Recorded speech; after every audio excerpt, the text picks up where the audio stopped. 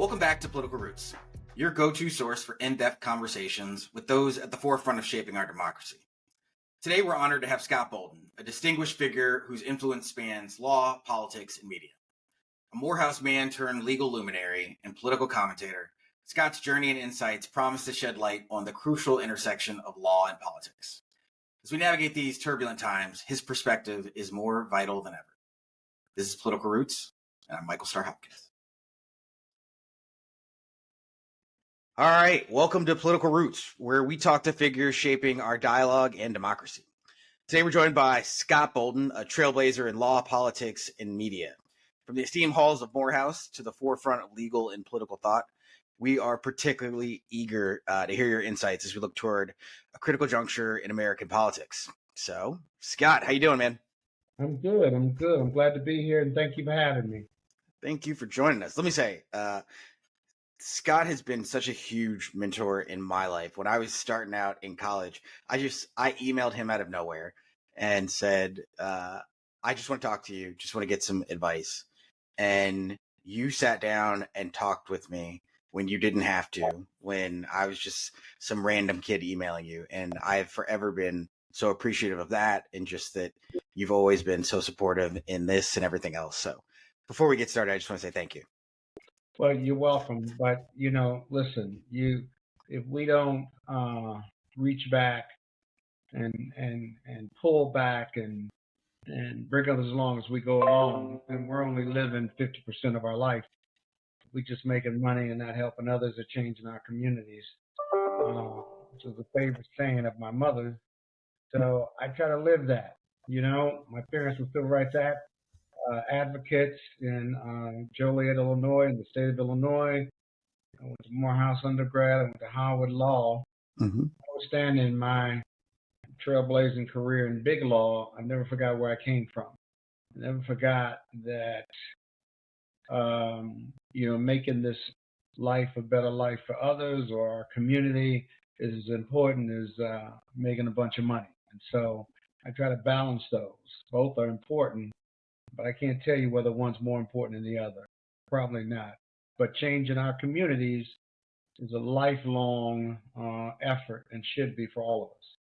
You've talked a lot about like your father's impact on you and how the civil rights impact really has shaped your career. Before we get into the politics of this all, how do you look at what's going on and where you've come, and your parents' impact, and just where we are as a country right now on the anniversary of January 6th? Well, I think America needs to be in therapy. Everybody needs to be in therapy. Yeah, I'm a big fan of therapy, but America as a whole needs to be in therapy. The level of discomfort in talking about the race question, about race issues, about DEI, and the ignorance behind DEI by those who may be wealthy but ignorant about what DEI is.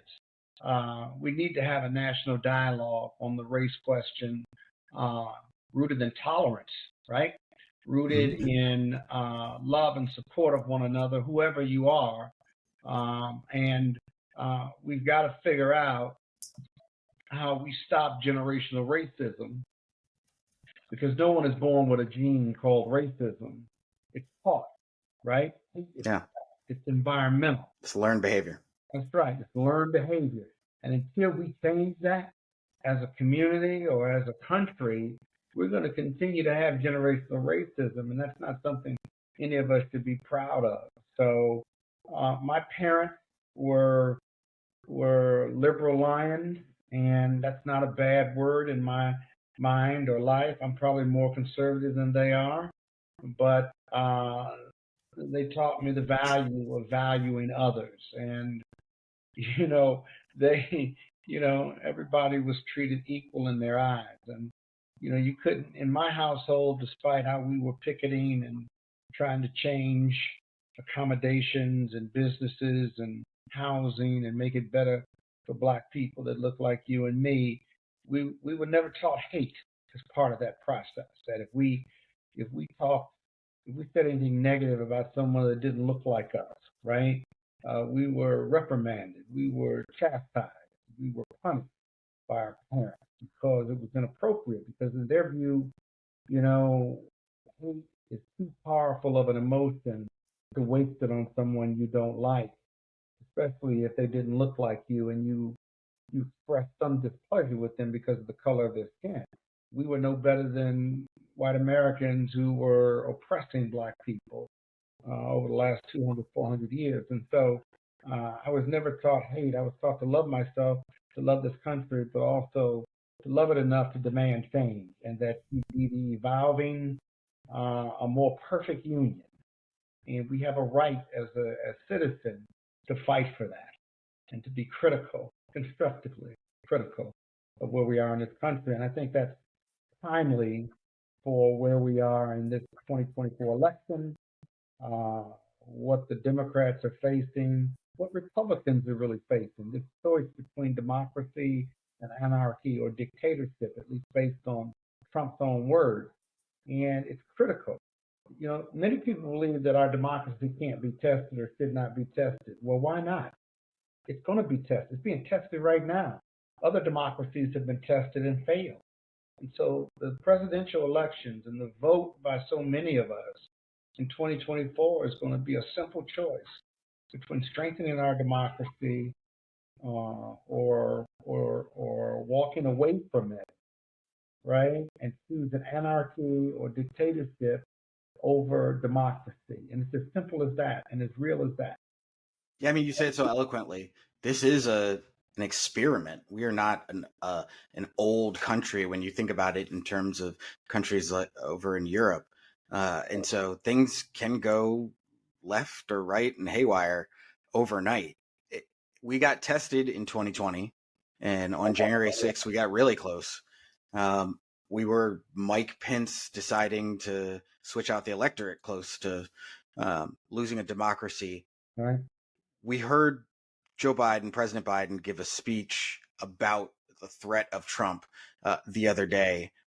Is that a message that you think Democrats are just going to pound the drums on, or how do we beat Trump? Because he has become this huge figure. Yeah, it's disappointing that this country, despite all that we've been through with Trump, COVID, the crassness, the crudeness, the threats of revenge and retaliation, the big lie, the January 6th insurrection, which is 3 years old today. And yet, it shouldn't even be a close race, in my opinion, if you love this country, whether you're Democrat or Republican. And yet, Republicans tolerate Trump because they love power. Democrats complain about Joe Biden's age. I wish they complain about his wisdom and accomplishments and his experience, because ageism is a form of discrimination, but we're suffering through that right now. I think it's the choice of democracy. I think the messaging about Trump, especially when these trials start, and talking about January 6th, is really encapsulates what we're facing. And if you're a voter and you don't believe we're facing that, then you're just not paying attention. I don't think anybody's really paying attention to the election right now, despite the political news. I think abortion is going to be on the ballot, and a woman's right to choose, and how the Republicans are taking that right away, especially in Texas and some of the more red states, the redder states. And then I do think that when people start to feel the effects of Bidenomics, Americans spent $222 billion over the Christmas holiday and Thanksgiving holiday. It doesn't sound, that's a very aggressive amount of money. It doesn't sound like people are concerned about the economy or the money in their books. Sounds like whether it's credit card or not, they believe that their life is better and that they can afford what they're buying and they're going to pay for it. And that's the economy. 217 jobs added just yesterday based on the reports and stuff. That's not inflation's down, unemployment at historic levels among not just all Americans, but African Americans, Latino Americans. Right. Wages are outperforming inflation right now. And you're right, inflation is headed downward. And so you can't deny the success of this administration. But politics is about likability, right? Who do you like? Who do you want to have a beer with? And so many Americans, Democrats and Republicans, despite Donald Trump's challenges and statements, um, they're not liking Joe Biden because of his age and because of what Is is. it because of his age though? Or is Oh, it just because of who he's aligned with? Do they see him as kind of an agent of the Democrats? Like I almost feel like now parties have become the candidate. It's bigger than just it could be Joe Biden, it could be you could put anyone in that slot and Trumpers would hate them. yeah, probably, but we got Democrats complaining about the Biden administration. And if you look at the polling numbers, I mean, right now, Trump is beating Biden with young people, uh, people of color. So is that bad messaging by Democrats or is that really good messaging by Republicans? Because It's I have not my own theories. by Republicans. They don't have a message. They're the party of no, the It's party of anger. Their message is emotion. It's resentment. That's their message, and it resonates. I recently was driving back from Florida, and there is a tonal difference between once you hit kind of Virginia, Richmond above, it feels different. There feels like there is a resentment against kind of northern East Coast. Mm-hmm. And listen, I like it. Sometimes I get it. You and I have been out and about in kind of the DC circles, and you deal with that obnoxious elitism, the I love black people until they move in my neighborhood. I love black people until their kids come to my school kind of elitism. So you get it. And Republicans have tapped into that resentment of look at Washington, look at how they're living like fat cats, and look at me struggling. Like they've been really good at tapping into that. But Why haven't Democrats? Like we used to be the Union Party. that's their narrative. And if that narrative isn't challenged, that becomes the narrative. Mhm. I don't think the Democrats have been good at messaging not only their successes, but Joe Biden is not beholden to the far left as the Democrats would like to paint him. He's got to balance that far left. Mhm. But it's a big tenant. He needs a lot of coalitions, and to win, you've got to shore up your base, right? And Biden's got to shore up his base. He doesn't have all of his base lined up based on polling, but polling is a snapshot. I'm not as concerned about the polling now. If it was 3 to 6 months in the future and we were where we are and his disapproval ratings were under 40, then Mhm. I'd be more concerned about it. There's time. There's time for the economy to tell our story about the economy and for people to really feel it. But in the end, it's a popularity contest. And instead of messaging, political talk about messaging and so forth and so on, I use the term likability. We need to work on making Joe Biden more likable.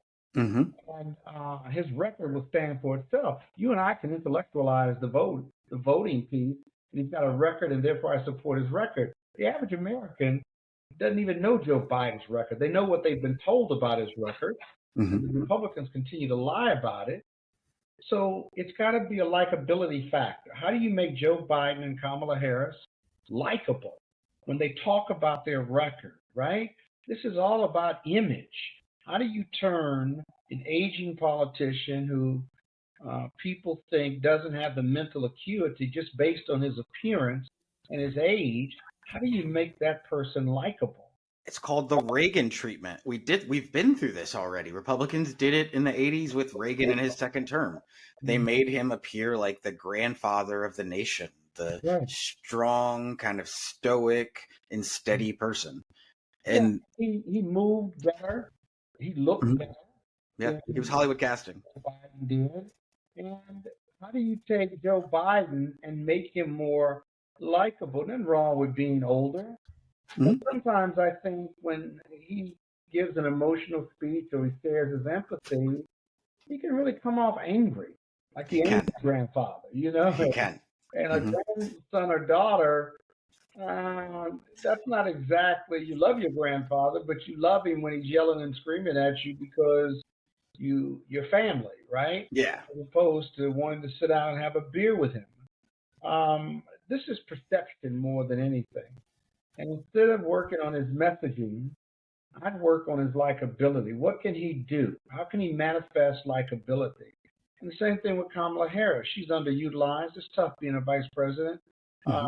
She She can't outshine him. she can't outshine him, and she's never really been in that position.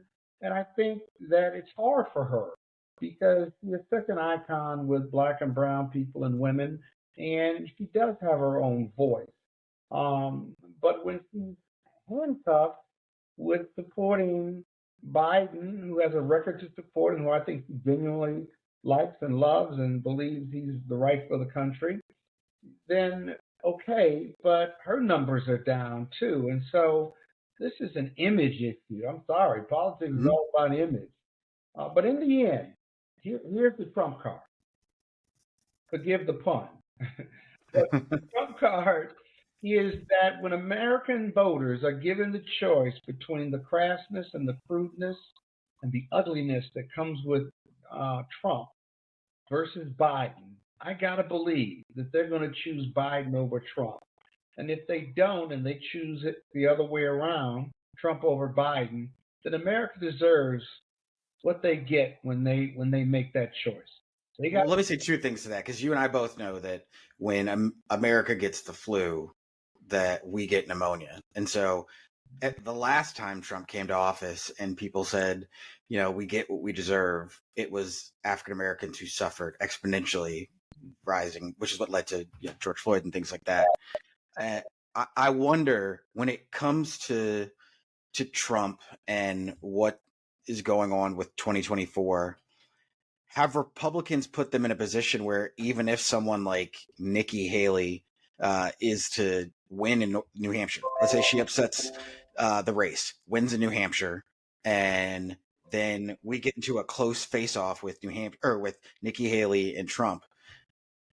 If Trump doesn't win, doesn't he just nuke the party? Like, as he goes, the party goes with him, right? So there is no hope for a challenge convention or Democrats helping Nikki Haley carry over or cross the finish line.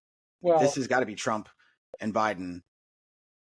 well for Democrats, it's got to be Trump and Biden because we got new challenges, and I'm not sure they're surmountable challenges if there's another nominee Mhm. like Nikki Haley. I think she'll be tough to beat given the totality of the circumstances. So we certainly want Trump on the other side, but Trump is going to jail. His Is he? campaign, Is he? his campaign are his criminal cases, and his criminal cases are his campaign. And that underneath all of that is a foundation of grievances that he has connected with his MAGA supporters. And so when you ask me, is he? Yeah, the criminal justice system is not a political process. And whether it's the federal felony charges, or the state charges, unless you plead guilty, if you get tried and you get convicted, you're going to jail. He's got to get to trial, though. What if he wins before trial? Well, if he wins before trial, then the criminal justice system and due process has run its course, and we've got to honor that process. So could he be found not guilty? Sure. But Well, I mean, he pardoned him, so he just stopped the trial if he became president. If he became president, he could stop the federal trial. Yeah, The state one, I mean, I guess they'd have to pause it. You can't really. they could pause it. That's a wild card, and who knows whether they would. There would be tremendous pressure on them to pause the criminal cases while he's president of the United States, but you just don't know. This is uncharted territory. But in the end, I think he gets tried, and Before the election. before the election, he gets tried before the election. And if he loses the election, he's going to get tried. Mm-hmm. The premise is that these trials are going to be such a distraction. There's going to be so much negative information about him that the Republicans are either going to walk away from him or the independents and the Democrats and others are going to say, I cannot vote for this man. I cannot vote for him. I've got to vote for Biden, regardless of how I'm feeling. And that's a reality on top of the abortion issue and the whole issue of our democracy being under attack. We're very loyal to this country. We all have patriotism in our hearts, and if those two are true, then there's no way you can vote for Donald Trump and justify it in your mind. But you could stay home, and that's what my big fear is. Mm-hmm. It's like everyone thought after the Access Hollywood tape, oh, it's over. That means people are gonna, come over and vote for Hillary, and this will be the end of it. But instead, people just stayed home and didn't vote for Hillary. And my big fear is, yeah, but look at the numbers for Trump right now with African Americans. Trump was at 12% last cycle. Like that's a really troubling number if he goes up. I mean, his support among African American men was at 90% when he got elected. Right now, it's at around 78%. No, they're not doing anything to store up their base of support of black men. Black women are going to vote for Biden, but they don't have any outreach for black men, and they won't put any money into Black Men Vote or any other organizations like that who have a barbershop series, go on and talk about a lot of issues facing black men, jobs. Why though? Why? Like when you look at the structure of these organizations, DNC, D-Trip,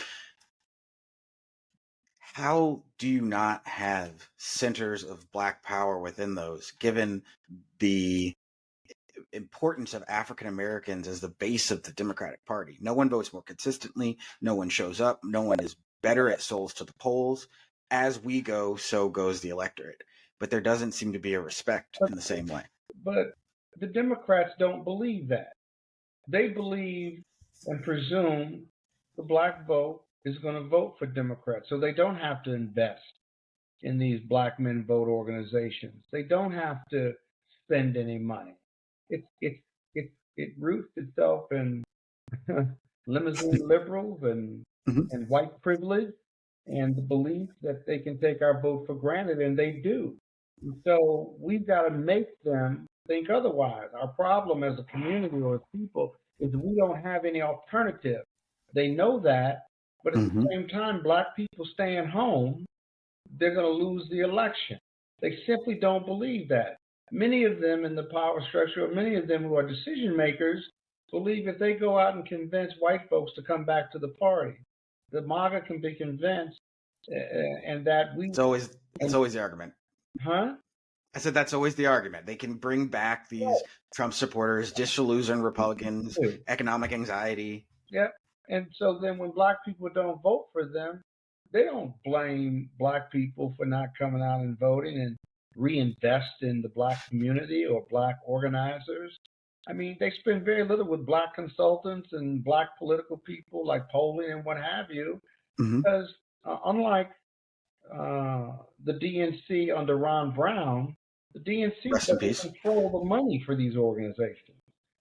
So if you control the money for these organizations and you look like Ron Brown, then black people and brown people and women organizations got taken care of as vendors. You don't have that now.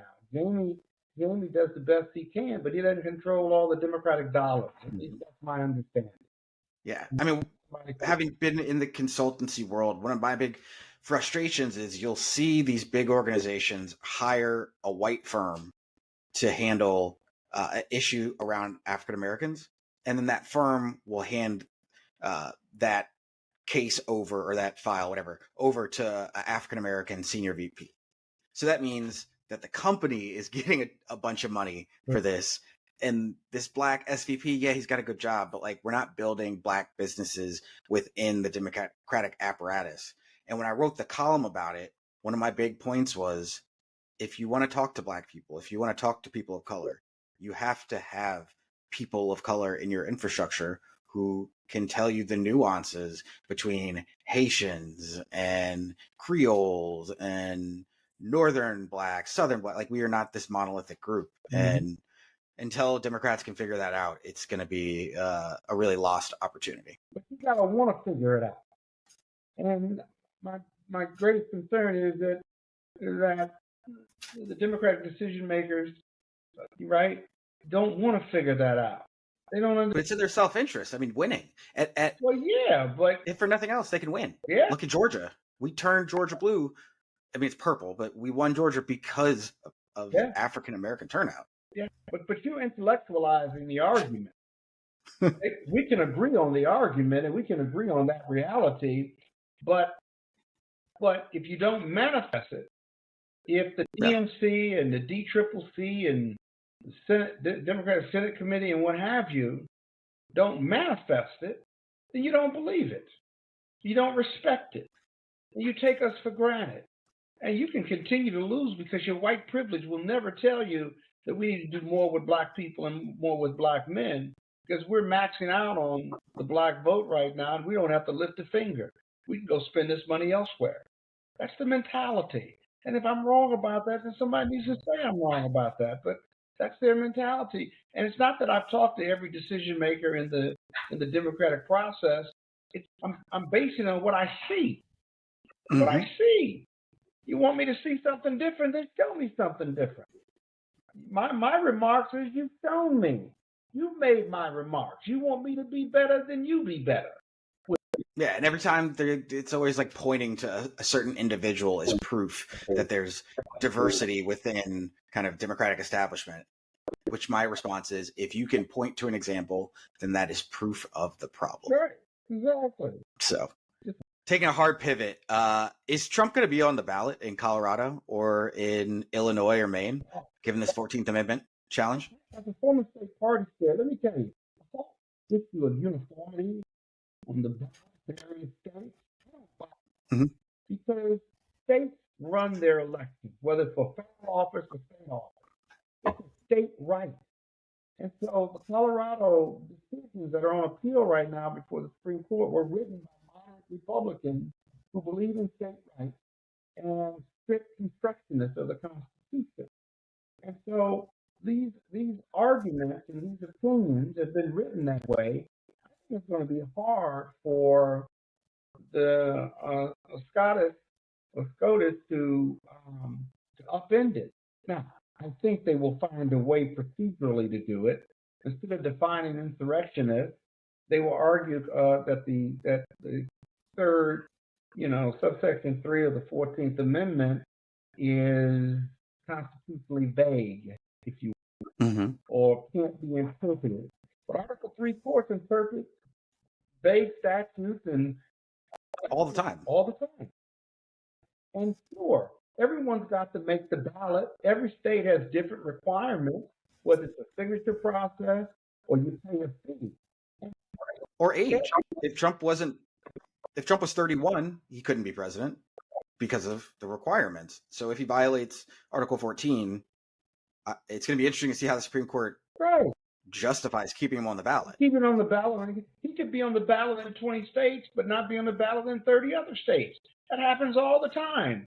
The no labels group, they're going to put people on the ballot in 10 or 15, 20 states to make a statement. But they're not going to be they're not going to qualify for all 50 states, and you have to qualify. This is a qualification issue. And if you can't qualify, you don't make the ballot. For example, in states where if he couldn't get the signatures to be on the ballot, then he wouldn't be on the ballot. And if he appealed that or litigated that, and he appealed that to the Supreme Court, I'll be honest with you, if he didn't have the signatures, there's nothing they can do about it. They just wouldn't hear it. Put him on the ballot because it's a states' rights issue. So I think these are tough issues. I think ultimately he's going to be on the ballot anyway because Colorado and Maine, and right now Colorado is the only case pending before the Supreme Court, they've said he's going to be on the ballot. They can redo the ballot. It would be very expensive if they knock him off the ballot or keep him off the ballot. But the big question is the general election. Will he be on the ballot in general? Because Colorado said they'll let him on now because they put a stay in, but they're leaving it open for the round general. of challenges in various states, which is why the Supreme Court decision is really important, not just for Colorado, but what they say about the other states. But I got to tell you, the Supreme Court needs to stay out of these state rights cases, that these states have their ability to make decisions and to put people on the ballot or not. It's going to be hard for them to get around that and to reverse the Colorado Supreme Court. It'll be a tortured opinion if they do. I really believe that. I don't believe the judges are conservative or liberal, but they have a different kind of ethics, and they have a legal process and procedure to follow, and a judicial procedure of analysis to follow. Gorsuch from the Eighth Circuit just issued an opinion when he was in the Eighth Circuit, deferring to whether a candidate could be on the ballot or not in Colorado On the record. Supreme Court, and his opinion was instructional that this is a state issue, and the states have a right to determine who's going to be on the ballot or not. I don't see this issue going to the Supreme Court. I don't see it in any other.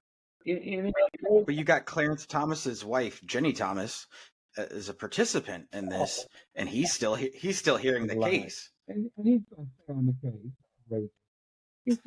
I mean, you and I both know kind of how judicial ethics work. In any other case but the Supreme Court, it would be required for him to recuse himself. The Supreme Court doesn't have those same requirements, but he could step aside if he wanted to. If the Chief Justice went to him and asked him to, whether he said he doesn't have to, he's got a lifetime appointment, but he should for the good of the country. He should. I mean, being the omnipotent one and a lifetime appointment shouldn't usurp your morals and your values and what is just and right, given that you're a Supreme Court justice. If he doesn't, he bastardizes the whole process and the whole belief in the system. And I got to tell you, these decisions on Colorado, as well as whether Trump can be charged with a crime for things he did when he was president, are going to be huge and could either unite the country or divide the country. And how do you think they could unite the country? At this point, how do you think they could unite the country at this point? I don't know if anything can unite the country or anything. The law. So when that case gets to the Supreme Court, I can't see one justice arguing that he can't be prosecuted because he was president when he incited an insurrection. Otherwise, there is one person above the law, and that's the king. And we don't have a king and queen system. So I think that appeal that's coming is dead on arrival. I don't care whether you're conservative or liberal. I really don't. And I think Kavanaugh, and I also think the Alito. Who? Alito. I mean, Alito is about as conservative and opportunist as it comes. The female justice, Amy Barrett. I just don't see Kavanaugh and Barrett ruling like that. I just don't. I know Kavanaugh. I know Justice Roberts. I appeared before Kavanaugh, and I practiced with and against Roberts when he was in private practice. Their values are not in line with saying Trump can't be prosecuted. So I think he's going to lose that. And the horse trading that may go on is that keep him on the ballot. Let's get to 9-0 on a procedural issue, or whether Section 3 is enforceable or not. And then we'll horse trade that 9-0 decision for a 9-0 decision that Trump can be prosecuted. That's a win-win for the country. That'd be a win-win for the Supreme Court. The court needs it. And the court and the country need a 9-0 If decision. they did that, that would make all the sense in the world. Well, I don't like both decisions. I could live with both decisions, But what do you think happens with Jack Smith in this investigation? Of him not being on the ballot, you've got to exercise your right under that. The Dems do. They just do. The idea, Gavin Newsom saying, I want to beat him at the ballot, well, you may, but you beat him at the ballot by keeping him off the ballot, too. Listen, Barack Obama barely made the ballot, and it was because he challenged someone in one of his first races and kept them off. And that's how he ended up becoming Senator Obama. So don't knock challenging people off the ballot. Part of the process. as we wrap up, I want to talk to you about Jack Smith and this investigation. In one of the motions that he sent to the courts the other day, there was a line in it about if Trump could sell secrets to a foreign adversary, if Trump could, it listed out things that if Trump could do under his rationale, then it would be allowed to be legal. And it had a feel of him hinting at criminal behavior in the motion. Do you think Jack Smith is sitting on evidence of Donald Trump's nefarious behavior? Do you think there's things that we don't know about, or is this another Mueller situation where there's going to be this big epic letdown? I think there's a lot more evidence other than what's come out so far. There always is in a federal criminal trial. It will be disclosed to the other side, the evidence that will be used. And the other side certainly isn't going to share that publicly. But I certainly think there's more to this. And there's a lot that they're going to prove that comes in as evidence that is related to bad conduct. Donald Trump has made it very difficult with his public statements and his public accusations and his public defense to not get on the stand. They'll try to keep him off the stand, but he's got to take the stand in these criminal cases, in my opinion, to defend himself. Really? Yeah. I mean, if anybody knows federal trial law and federal criminal law, it's you. And you would suggest if Donald Trump was your client that he'd have to take the stand? Based on what I know so far, and him being the greatest con and the greatest marketeer in the history of the country, in these cases, on the document case in Florida, he may not have to. But who's a better spokesman on his what his intention was? And he'll be cross-examined, and he'll be a nightmare. It'll be a nightmare. But Trump is so egotistical, he take the stand and spout off what the law isn't as what the law is, and he will trip himself up as he's done in these interviews. But I could see him taking the stand. That's why he's going to be Tuesday in court listening to the oral argument. He wants the justices to know, and he wants the jury to know he's vested in this, and he wants to deny it, and he wants to make his public statements because this is part of his campaign, you see? So I could see him taking the stand. It'd be the dumbest move he could ever make, but in some cases... He's desperate at this point. Exactly. And every night he goes to bed thinking about going to jail and losing his liberty. I don't care what bravado he has.